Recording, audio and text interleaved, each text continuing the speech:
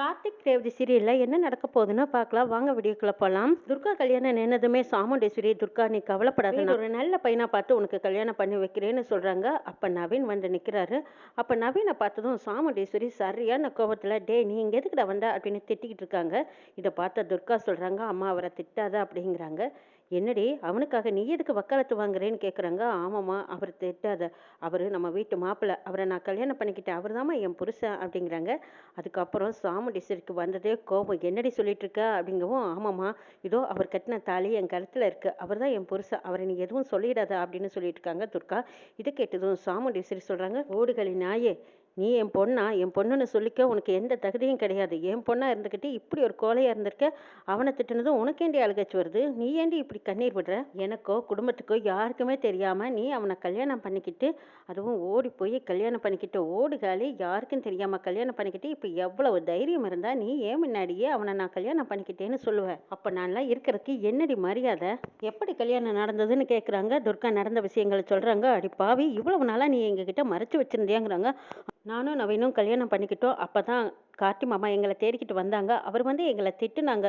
சரி நாளும் பொழுதும் போனதுக்கப்புறமா உங்ககிட்ட பேசி எப்படியாவது சமாதானம் பண்ணிடலான்னு நாங்களும் இவ்வளோ நாளாக முயற்சி பண்ணிகிட்டே இருந்தோமா. அந்த மாப்பிள்ளையை பற்றி உண்மைகளெல்லாம் அத்தைக்கிட்ட சொல்கிற வரைக்கும் நீ பொறுமையாக இருன்னு தான் மாமா சொன்னார், அதனால தான் நானும் இவ்வளோ நாளாக பொறுமையாக இருந்தேங்கிறாங்க துர்கா. இதை கேட்ட சாமுண்டீஸ்வரி உடனே கார்த்திகிட்ட கேட்குறாங்க, ஏமாப்பிள்ள இந்த விஷயம் உங்களுக்கும் தெரியுமா, ஏன் என்கிட்ட சொல்லாமல் இருந்தீங்கன்னு கேட்குறாங்க. மாமாவுக்கு இதுக்கு எந்த சம்மந்தம் இல்லை, தயவுசெய்து மாமாவை எதுவும் சொல்லிடாத, மாமாவே எங்களை தான் திட்டுனாரு அப்படின்னு சொல்லிட்டு இருக்காங்க துர்கா. இதை பார் துர்கா, இப்போ கூட சொல்கிறேன், இனிமேல் அவன் உனக்கு வேண்டாம், அவனை உதறி தள்ளிட்டு நீ எங்கள் கூட வந்துடு. சாமுண்டீஸ்வரி வீட்டு பொண்ணு இப்படி செஞ்சுட்டான்னு என்னை யாரும் கேவலமாக பேசக்கூடாது, அதனால தான் நான் சொல்கிறேன், நீ அவனை விட்டுட்டு வாங்குறாங்க. இல்லைம்மா, நவீன் இல்லாமல் எனக்கு வாழ்க்கையே இல்லை, நவீனை விட்டு நான் வரவே மாட்டேங்கிறாங்க துர்கா. அப்படின்னா நீ செத்து போயிட்டு தான் நான் நினச்சிக்கிறேன், எனக்கு இருந்தது 4 பொண்ணுல இப்போ 3 பொண்ணு தான் நான் நினச்சிக்கிறேன், இனிமேல் என் கண்ணு முன்னாடியே நீ நிற்கக்கூடாது, மரியாதையாக வெளியில் போ அப்படின்னு சொல்லி நவீனையும் துர்காவையும் கையை பிடிச்சி தர்னு மண்டபத்தை விட்டு வெளியே இழுத்து தள்ளிடுறாங்க. சாமுண்டீஸ்வரி கொஞ்சம் பொறுமையாயிரு, நவீனும் நல்ல குடும்பத்தை சேர்ந்த பையன் தானே, அவனுக்குன்னா என்ன இல்லாமல் இருக்கு, அவனும் நல்ல வசதி வீட்டு பையன் தான், ஏதோ துர்காவை விரும்பிட்டான், ஆசைப்பட்டு கல்யாணத்தையும் பண்ணிக்கிட்டாங்க, நம்ம மன்னிச்சு ஏற்றுக்கிறது தான் நம்மளோட பெருந்தன்மைங்கிறாங்க ராஜராஜன். என்ன பேசிட்டு இருக்கீங்க, என்னைய ஏமாத்திருக்கா, எல்லாத்துக்கும் துரோகம் பண்ணியிருக்கா, அப்படிப்பட்டவளை மன்னிச்சு ஏற்றுக்க சொல்கிறீங்களா, சாமுண்டீஸ்வரியோட பொண்ணு இப்படி செஞ்சுட்டான்னு 4 பேர் 4 விதமாக என்னை காரி துப்பறக்கு முன்னாடி நான் இவளை துரத்தி விடுறது தான் எனக்கு மரியாதைங்கிறாங்க சாமுண்டீஸ்வரி. ரோகிணி ரேவதி 2 பேரும் துர்காவுக்காக சப்போர்ட் பண்ணுறாங்க. அம்மா, துர்கா அப்படி என்னம்மா தப்பு பண்ணிட்டா, கொலையாக பண்ணிட்டா, அவளுக்கு பிடிச்ச நவீனை கல்யாணம் பண்ணிக்கிட்டா, அவ்வளவுதானே, இதில் என்னம்மா தப்பு இருக்குது, நீங்கள் மன்னிச்சு ஏற்றுக்கலாம் அப்படின்னு ரேவதியும் ரோகிணியும் சப்போர்ட் பண்ணுறாங்க. இதப்பா ரேவதி, துர்காவுக்காக யார் வந்து சப்போர்ட் பண்ணி வக்காலத்து வாங்க வந்தீங்கனாலும் நான் வெறுத்து ஒதுக்கிடுவேன், பேசாமல் மரியாதைக்கு போயிருங்க, அவளை பற்றி யாரும் என்கிட்ட இதை பேசாதீங்கிறாங்க சாமுண்டீஸ்வரி. மரியாதையாக இங்கேருந்து போயிருங்க, என் கண்ணு முன்னாடியே நிற்காதீங்க அப்படின்னு சாமுண்டீஸ்வரி சொன்னதுக்கப்புறமா துர்காவும் நவீனும் அங்கேருந்து கிளம்புறாங்க. அப்போ ரேவதி ரோஹிணி 2 பேரும் வந்து சாமுண்டீஸ்வரி கிட்ட கெஞ்சிக்கிட்டு இருக்காங்க. இதை பார், அவளுக்காக யாரும் என்கிட்ட எதுவும் பேசாதீங்க, அவள் செஞ்ச துரோகத்துக்கு அவன் அனுபவிக்கிட்டோம் அப்படின்னு சொல்லிட்டு போகிறாங்க சாமுண்டீஸ்வரி. இந்த பக்கம் துர்காவும் நவீனும் என்ன பண்ணுறது எங்கே போகிறதுனே தெரியாமல் கோயிலில் போய் உட்காந்துருக்காங்க. சிவனாண்டி முத்துவேல் நடந்த விஷயங்கள் அத்தனையும் போய் காளியம்மா கிட்ட சொல்லிக்கிட்டு இருக்காங்க. காளியம்மா அதை கேட்டு ரொம்ப சந்தோஷப்படுறாங்க. நாம் நினச்ச மாதிரி நடக்காமல் போச்சே, அவள் நினச்ச பையனை கல்யாணம் பண்ணிக்கிட்டாளா, சரி இப்போ அவள் எங்கே இருக்கா அப்படின்னு கேட்கவும், அவள் கோயிலில் தாம்மா இருக்கா, வீட்டுக்குள்ளே சாமுண்டீஸ்வரி அனுமதிக்கிறேங்கிறாங்க. ஓ அப்படியா, அது ரொம்ப சந்தோஷம்தான். சரி, அதுக்கு முன்னாடி இந்த சண்முகத்தை உயிரோடு விட்டு வச்சிடாதீங்க, நம்மளுக்கு எதிராக இருக்கிற சாமுண்டீஸ்வரி பரமேஸ்வரி 2 குடும்பத்தையும் ஒன்று சேர்றதுக்கு இந்த சண்முகம் சாட்சியாக போய் நின்றுட்டான்னா அதுக்கப்புறம் அவங்க 2 பேரும் சேர்ந்துருவாங்க. அதனால் நம்மளுக்கு எதிரான சாட்சிகள் எதையும் விட்டு வச்சிடாதீங்க, அழிச்சிடுங்க, அந்த சண்முகத்தை உயிரோடு விட்டு வச்சா தானே போய் உண்மையை சொல்லுவான், உண்மையை சொன்னால் அவங்க 2 குடும்பமும் ஒன்று சேர்ந்துருவாங்க, அதனால் உண்மையை சொல்ல விடாமல் தடுத்து நிறுத்தி அவனை கொன்று போட்டுருங்க, அதுதான் நமக்கு நல்லதுங்கிறாங்க காளியம்மா. ஆமாம் சித்தி, அதான் நான் நினச்சிட்டு இருக்கேன், சீக்கிரமாக போய் அந்த சண்முகத்தோட கதையை முடிக்கிறேங்கிறாங்க. சரி, அதுக்கு முன்னாடி எனக்கு ஜாமீன் கிடைக்க என்ன ஏற்பாடு பண்ணியிருக்கீங்கிறாங்க.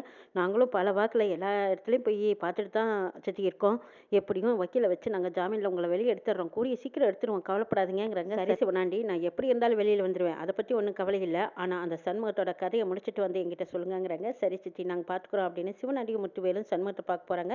இந்த பக்கம் பரமேஸ்வரி பாட்டி டாக்டரை கேட்குறாங்க, டாக்டர் சண்முகத்துக்கு நினைவு திரும்பிடுச்சாங்கிறாங்க. இல்லைம்மா, இன்னும் நினைவு திரும்பல. ஆப்ரேஷன் ஏதோ நல்லபடியா நடந்து முடிஞ்சது. அவரோட நினைவு திரும்பறக்கு 1 நாள் ஆனாலும் ஆகலாம், 1 வாரம் ஆனாலும் ஆகலாம், ஏன் 1 மாசம் கூட ஆகலாம்னு சொல்லிடுறாங்க. இத கேட்ட பாட்டி பதறி போயிடுறாங்க. ஐயய்யோ! சண்முகம் உனக்கா இந்த நிலைமை? உண்மைய சொல்லி எப்படியாவது சாமுண்டீஸ்வரியோட கோவத்த தணிச்சு 2 குடும்பத்தையும் ஒண்ணு சேர்த்துறதுக்கு நீ இந்த உண்மைய சொல்லுவேன்னு நானும் எதிர்பார்த்தேன். ஆனா உன் நிலைமை இப்படி இருக்கேப்பா அப்படின்னு மனசுக்குள்ள வருத்தப்பட்ட பாட்டி, சரி நான் கோயிலுக்கு போயிட்டு வரேன்னு நர்ஸுகிட்ட சொல்லிட்டு அங்கிருந்து கோயிலுக்கு வராங்க. கடவுளே இந்த 2 குடும்பத்தையும் ஒண்ணு சேர்த்து வைப்பேன்னு நான் நினைச்சிட்டு இருந்தேன். ஆனா கை கெட்டிருந்து வாய் கெட்டாத மாதிரி இப்ப சண்முகம் உண்மையை சொல்ல வர நேரத்துல அவனுக்கு இப்படி ஒரு நிலைமை ஆயிடுச்சு. இப்ப அவனோட நினைவும் திரும்பாம இருக்கேனே, எப்படியாவது எங்க 2 குடும்பத்தையும் சேர்த்து வை சாமி அப்படின்னு கும்பிட்டுட்டு இருக்கும்போது அந்த பக்கம் துர்கா நவீன் ஆதரவில்லாம நின்றுட்டு இருக்கிறத பார்த்த பாட்டி பதறி போய் ஓடி வராங்க. துர்கா, நவீன், என்னது 2 பேரும் சாமி கும்பிட கோயிலுக்கு வந்தீங்களாங்கிறாங்க. இல்ல பாட்டி, அம்மா வீட்டை விட்டு வெளியே விரட்டிட்டாங்கங்கிறாங்க. அப்படியா சொல்ற? சாமுண்டீஸ்வரியோட கோவம் தான் உங்களுக்கே தெரியுமே. சரி, நல்லபடியா கல்யாணம் நடந்து முடிஞ்சிருக்கும், நீங்க 2 பேரும் கோயிலுக்கு சாமி கும்பிட வந்திருப்பீங்கன்னு நான் நினைச்சேன். ஆனா இப்படிதான் விஷயமா அப்படின்னு பேசிட்டு இருக்கும்போது அங்க கார்த்தி, ரேவதி, ரோஹிணி, மயில் வாகனம், ஸ்வாதி எல்லாருமே வந்துடுறாங்க. வந்து ராஜராஜனும் வர்றாங்க. வந்து துர்காவோட நிலைமையை சொல்லி எல்லாரும் அழுத்துக்கிட்டு இருக்காங்க. அப்ப ரேவதி அவங்க கையில வச்சிருந்த தாலியை பாட்டி எல்லாரும் முன்னாலேயும் நவீன் துர்கா கழுத்துல தாலி கட்ட சொல்லலாங்கிறாங்க. அப்ப ராஜராஜன் கிட்ட கொடுத்து கட்டுங்கப்பா அப்படின்னு சொல்றாங்க. அவங்களோட ஆசீர்வாதம் வேணும்னு கேட்கும்போது ராஜராஜன் சொல்றாங்க, அம்மா எங்க எல்லார்த்தையும் விட நீங்க தான் மூத்தவங்க, உங்க கையால ஆசீர்வாதம் பண்ணி அந்த தாலியை நவீன் கையில கொடுங்க, கட்டிட்டோங்கிறாங்க. பாட்டியும் அதை ஆசீர்வாதம் பண்ணி துர்கா கழுத்துல கட்ட சொல்லி நவீன் கிட்ட கொடுக்குறாங்க. நவீனும் எல்லாரும் முன்னாடியும் துர்கா கழுத்துல தாலியை கட்டுறாங்க. அதுக்கப்புறம் சாமுண்டீஸ்வரி இன்னும் கோவமா இருக்கா. துர்காவையும் நவீனையும் வீட்டுக்கு வர வேண்டாம்னு சொல்லிட்டாங்கிறாங்க. அப்படியாப்பா, நம்ம வீட்டுக்கு கூட்டிட்டு போறேன், நம்ம வீடு தான் அரண்மனை மாதிரி இருக்கே, அங்க எல்லா சௌகரியத்தோடவும் கொஞ்ச நாளைக்கு இருக்கட்டும், அதுக்கப்புறம் அவங்களுக்கு எங்க சௌகரியப்படுதோ அங்க இருக்கட்டும், அது வரைக்கும் சாமுண்டீஸ்வரியோட கோவம் குறையாமலா போயிடும், எனக்கு இருந்தாலும் குறைஞ்சதானே ஆகணும், அவ பொண்ணு அவ ஏத்துக்கு தான் போறா, ஒருத்தரும் கவலைப்படாதீங்க, நான் கூட்டிட்டு போறேன்னு சொல்லிட்டு பாட்டி துர்காவையும் நவீனையும் வீட்டுக்கு கூட்டிட்டு போறாங்க. நான் ஆராத்தி எடுத்துட்டு வரேம்மா, நீங்க 2 பேரும் வெளியில நில்லுங்கன்னு சொல்லிட்டு பாட்டி உள்ள போய் ஆராத்தி எடுத்துட்டு வந்து நவீனையும் துர்காவையும் வீட்டுக்குள்ள அழைச்சிட்டு போறாங்க. போய் சாமி ரூம்ல தீபத்தை ஏத்த சொல்றாங்க. அப்ப தீபம் ஏத்திட்டு இருக்கும்போது சிவனாண்டி முத்துவேலோட ஒரு ஆள் எட்டி பார்த்துட்டு இருக்காரு. ஜன்னல் வழியா பார்க்கும்போது பாட்டி அவங்க 2 பேர்த்தையும் சாமி கும்பிட சொல்லி சாமியை கும்பிட்டுட்டு இருக்காங்க. நவீன் 2 பேரும் ஷேப்பா பாட்டி வீட்டுல தான் தங்கிட்டு இருக்காங்க. இங்க பார்த்தா சாமுண்டீஸ்வரி சரியான கோவத்துல இருக்காங்க. கார்த்தி, ரேவதி 2 பேரும் பேசிட்டு இருக்காங்க. எப்படியோ துர்காவையும் நவீனையும் பாட்டி வீட்டுல தங்க வச்சாச்சு. ஆனா அந்த விஷயம் அம்மாவுக்கு தெரிஞ்சா கோவப்படுவாங்கங்கிறாங்க. அத்தை இப்போதைக்கு கோவமா தான் இருக்காங்க. கோவம் தனியிட்டும் அப்புறம் பேசிக்கலாங்கிறாங்க கார்த்தி. அடுத்த நாள் காலையில் சாமுண்டீஸ்வரி துர்காவோட ரூமுக்கு போகிறாங்க. போனதும் பீரோவை நீக்கிறாங்க. துர்காவோட ட்ரெஸ் எல்லாம் எடுத்துகிட்டு வந்து வெளியில் தூக்கி போடுறாங்க. ரேவதி வந்து கேட்குறாங்க, அம்மா என்னாச்சு, எதுக்கு துர்கா ட்ரெஸ் எல்லாம் எடுத்து வெளியில் போடுறீங்கிறாங்க. அவளே வேண்டான்னு முடிவாயிடுச்சு, அவளோட பொருள் மட்டும் இங்கே எதுக்காக இருக்கணும், நான் போட்டு தீய வைக்க போகிறேங்கிறாங்க. இதை கேட்ட சந்திரா, ஆமாக்கா, நம்மளை வேண்டான்னு உதறிட்டு போனவளோட துணிமணியெல்லாம் இங்கே எதுக்கு இருக்குது, தூக்கி வீசுக்கா அப்படிங்கிறாங்க. சித்தி நீங்கள் சும்மாவே இருக்க மாட்டீங்களா, அம்மா துர்கா பாவமா, அவளோட ட்ரெஸ் எல்லாம் எடுத்து கொடுத்துடலாம். சந்திரா தூண்டி விட்டுட்டு இருக்கிறத பார்த்த ரோகிணியும் ரேவதியும் கேட்குறாங்க, என்ன சித்தி, அம்மா தான் கோவத்தில் ஏதோ ஆத்திரத்தில் இப்படி செஞ்சுட்டு இருக்காங்கன்னா நீங்களும் தூண்டி விட்டுக்கிட்டே இருக்கீங்களே, அவங்க இப்படி செய்யறதுல உங்களுக்கு என்ன சித்தி ஆதாயம், நீங்கள் கொஞ்சம் பேசாமல் அமைதியாக இருங்க அப்படின்னு ரேவதி ரோகிணி சொல்கிறாங்க. என்னடி பேசாமல் அமைதியாக இருக்கிறது, அவள் செஞ்சது நியாயமா, அவள் எல்லாத்தையும் ஏமாற்றிட்டு எல்லாத்துக்கும் துரோகம் பண்ணிட்டு போயிருக்கா, அவளுக்கா நீங்கள் சப்போர்ட் பண்ணிட்டு இருக்கீங்க, முதல்ல உங்களை சொல்லணும் அப்படின்னு சொல்லி திட்டுறாங்க.